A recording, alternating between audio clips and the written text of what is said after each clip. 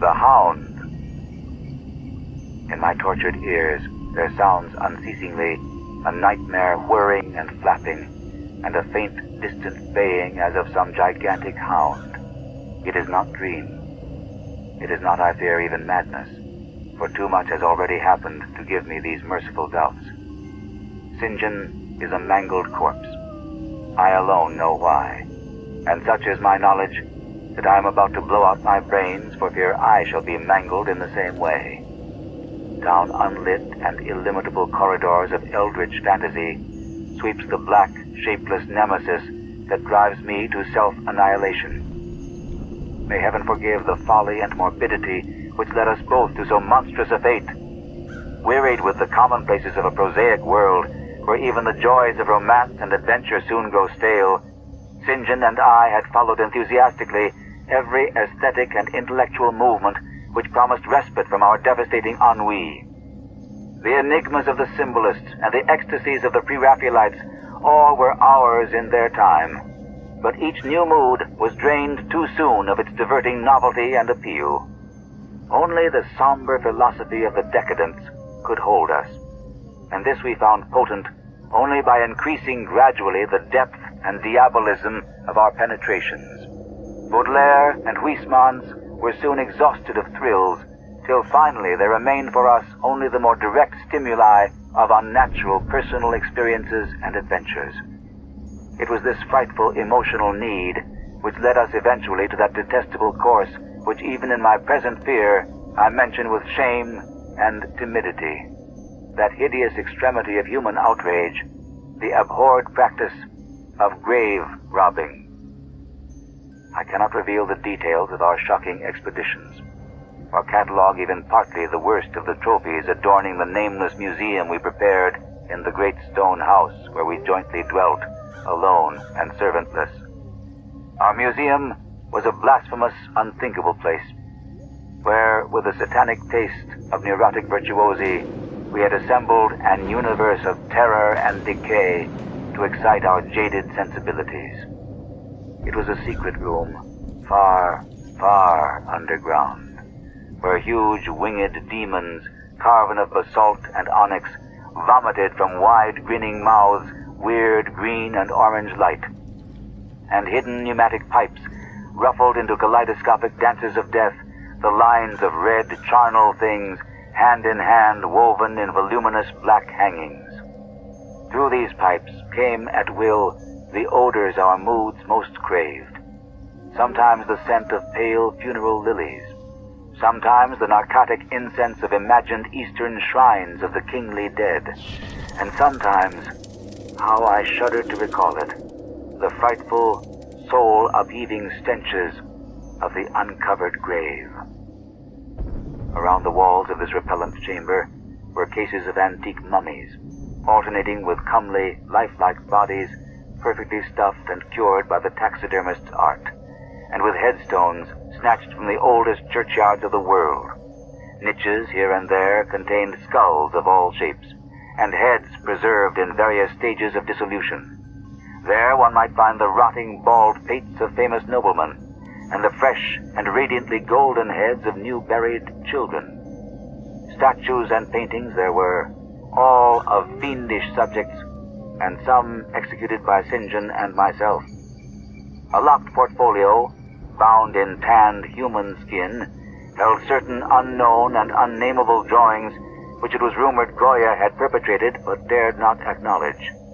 There were nauseous musical instruments, stringed, brass, and woodwind, on which St. John and I sometimes produced dissonances of exquisite morbidity and cacodemoniacal ghastliness, whilst in a multitude of inlaid ebony cabinets reposed the most incredible and unimaginable variety of tomb loot ever assembled by human madness and perversity. It is of this loot in particular that I must not speak. Thank God I had the courage to destroy it long before I thought of destroying myself. The predatory excursions on which we collected our unmentionable treasures were always artistically memorable events.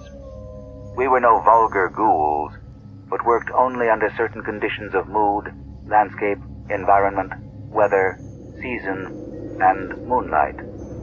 These pastimes were to us the most exquisite form of aesthetic expression, and we gave their details a fastidious technical care. An inappropriate hour, a jarring lighting effect, or a clumsy manipulation of the damp sod would almost totally destroy for us that ecstatic titillation which followed the exhumation of some ominous, grinning secret of the earth. Our quest for novel scenes and piquant conditions was feverish and insatiate. St. John was always the leader, and it was he who led the way at last to that mocking, that accursed spot which brought us our hideous and inevitable doom. By what malign fatality were we lured to that terrible Holland churchyard? I think it was the dark rumor and legendary, the tales of one buried for 5 centuries, who had himself been a ghoul in his time, and had stolen a potent thing from a mighty sepulchre. I can recall the scene in these final moments. The pale autumnal moon over the graves, casting long, horrible shadows. The grotesque trees, drooping sullenly to meet the neglected grass and the crumbling slabs. The vast legions of strangely colossal bats that flew against the moon. The antique ivied church, pointing a huge spectral finger at the livid sky. The phosphorescent insects that danced like death fires under the yews in a distant corner. The odors of mold, vegetation, and less explicable things that mingled feebly with the night wind from over far swamps and seas. And worst of all, the faint, deep-toned baying of some gigantic hound, which we could neither see nor definitely place.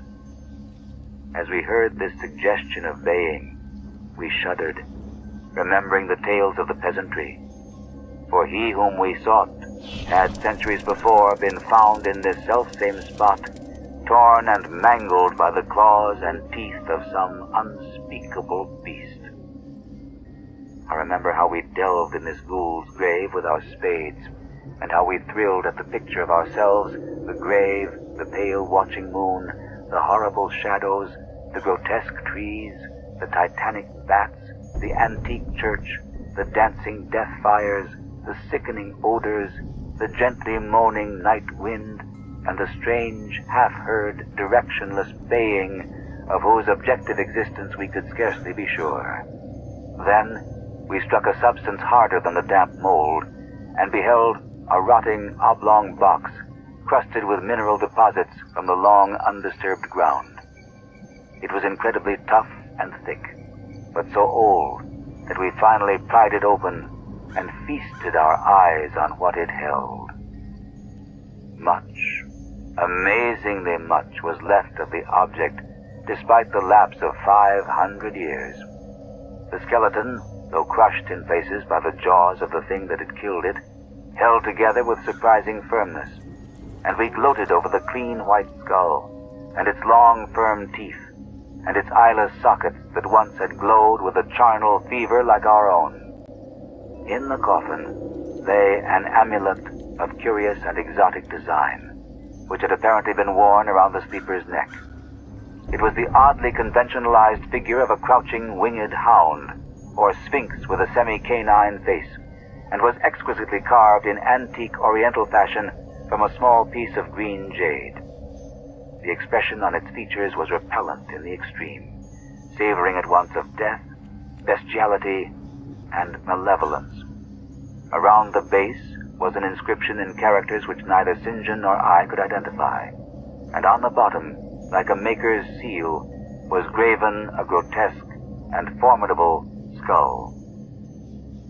Immediately on beholding this amulet, we knew that we must possess it, that this treasure alone was our logical pelf from the centuried grave.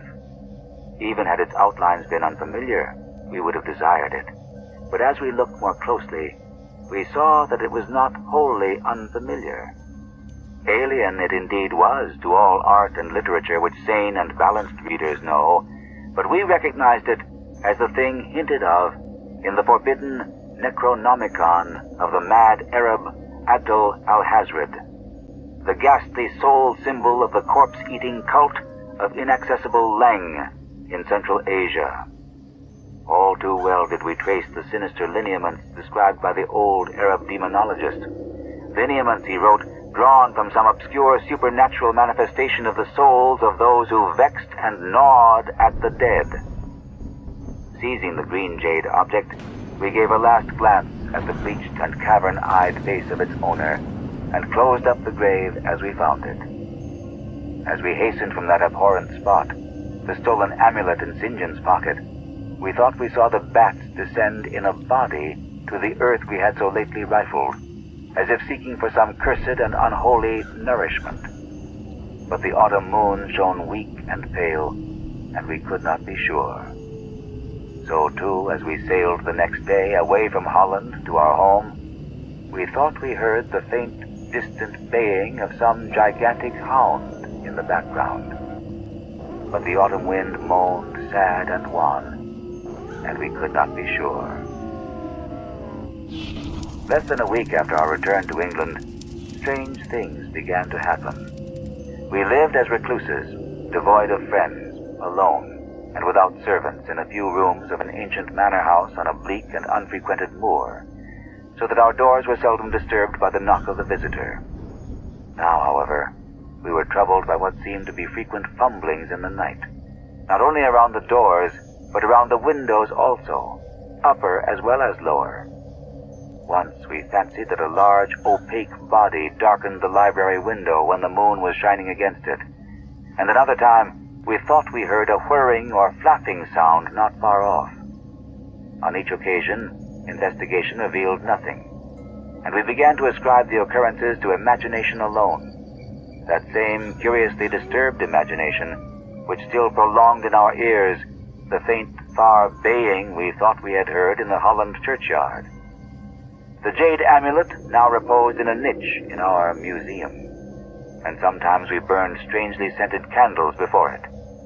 We read much in Alhazred's Necronomicon about its properties, and about the relation of ghouls' souls to the objects it symbolized, and were disturbed by what we read. Then terror came. On the night of September 24th, 19 I heard a knock at my chamber door. Fancying it St. John's, I bade the knocker enter, but was answered only by a shrill laugh. There was no one in the corridor. When I roused St. John from his sleep, he professed entire ignorance of the event, and became as worried as I. It was that night that the faint, distant baying over the moor became to us a certain and dreaded reality. 4 days later, whilst we were both in the hidden museum, there came a low, cautious scratching at the single door which led to the secret library staircase. Our alarm was now divided, for besides our fear of the unknown, we had always entertained a dread that our grisly collection might be discovered. Extinguishing all lights, we proceeded to the door and threw it suddenly open, whereupon we felt an unaccountable rush of air, and heard, as if receding far away, a queer combination of rustling, twittering, and articulate chatter. Whether we were mad, dreaming, or in our senses, we did not try to determine. We only realized, with the blackest of apprehensions, that the apparently disembodied chatter was beyond a doubt in the Dutch language. After that, we lived in growing horror and fascination. Mostly we held to the theory that we were jointly going mad from our life of unnatural excitements, but sometimes it pleased us more to dramatize ourselves as the victims of some creeping and appalling doom. Bizarre manifestations were now too frequent to count. Our lonely house was seemingly alive with the presence of some malign being whose nature we could not guess, and every night that demoniac baying rolled over the windswept moor, always louder and louder. On October 29th, we found in the soft earth underneath the library window a series of footprints utterly impossible to describe. They were as baffling as the hordes of great bats which haunted the old manor house in unprecedented and increasing numbers. The horror reached a culmination on November 18th, when St. John, walking home after dark from the distant railway station, was seized by some frightful carnivorous thing and torn to ribbons. His screams had reached the house, and I had hastened to the terrible scene in time to hear a whir of wings and see a vague, black, cloudy thing silhouetted against the rising moon. My friend was dying when I spoke to him, and he could not answer coherently. All he could do was to whisper, "The amulet! That damned thing!" Then he collapsed, an inert mass of mangled flesh. I buried him the next midnight in one of our neglected gardens, and mumbled over his body one of the devilish rituals he had loved in life. And as I pronounced the last demoniac sentence, I heard afar on the moor the faint baying of some gigantic hound. The moon was up, but I dared not look at it. And when I saw on the dim-litten moor a wide, nebulous shadow sweeping from mound to mound, I shut my eyes and threw myself face down upon the ground. When I rose trembling, I know not how much later, I staggered into the house and made shocking obeisances before the enshrined amulet of green jade. Being now afraid to live alone in the ancient house on the moor, I departed on the following day for London, taking with me the amulet, after destroying by fire and burial the rest of the impious collection in the museum. But after 3 nights, I heard the baying again, and before a week was over, felt strange eyes upon me whenever it was dark. One evening, as I strolled on Victoria Embankment for some needed air, I saw a black shape obscure one of the reflections of the lamps in the water. A wind stronger than the night wind rushed by, and I knew that what had befallen St. John must soon befall me. The next day, I carefully wrapped the green jade amulet and sailed for Holland. What mercy I might gain by returning the thing to its silent sleeping owner I knew not, but I felt that I must at least try any step conceivably logical. What the hound was, and why it pursued me, were questions still vague. But I had first heard the baying in that ancient churchyard, and every subsequent event, including St. John's dying whisper, had served to connect the curse with the stealing of the amulet. Accordingly, I sank into the nethermost abysses of despair when, at an inn in Rotterdam, I discovered that thieves had despoiled me of this sole means of salvation. The baying was loud that evening, and in the morning I read of a nameless deed in the vilest quarter of the city. The rabble were in terror, for upon an evil tenement had fallen a red death beyond the foulest previous crime of the neighborhood. In a squalid thieves' den, an entire family had been torn to shreds by an unknown thing which left no trace, and those around had heard all night, above the usual clamor of drunken voices, a faint, deep, insistent note as of a gigantic hound. So, at last, I stood again in that unwholesome churchyard, where a pale winter moon cast hideous shadows, and leafless trees drooped sullenly to meet the withered frosty grass and cracking slabs, and the ivied church pointed a jeering finger at the unfriendly sky, and the night wind howled maniacally from over-frozen swamps and frigid seas. The baying was very faint now, and it ceased altogether as I approached the ancient grave I had once violated, and frightened away an abnormally large horde of bats which had been hovering curiously around it. I know not why I went thither, unless to pray, or gibber out insane pleas and apologies to the calm white thing that lay within, but whatever my reason, I attacked the half-frozen sod with a desperation partly mine, and partly that of a dominating will outside myself.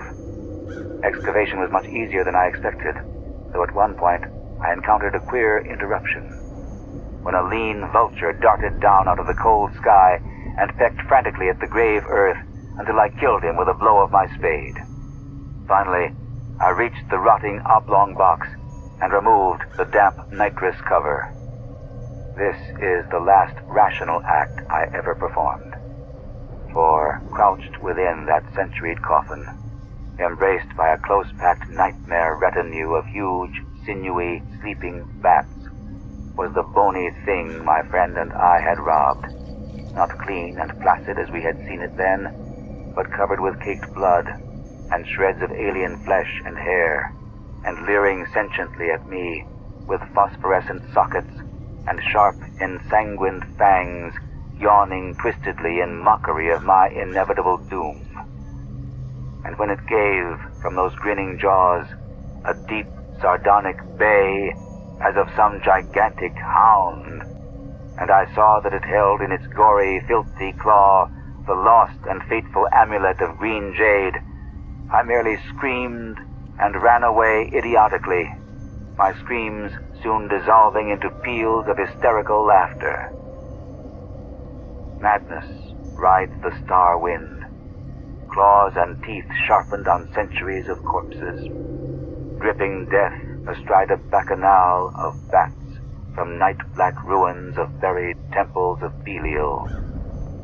Now, as the baying of that dead, fleshless monstrosity grows louder and louder, and the stealthy whirring and flapping of those accursed web wings circles closer and closer, I shall seek with my revolver the oblivion which is my only refuge from the unnamed and unnameable.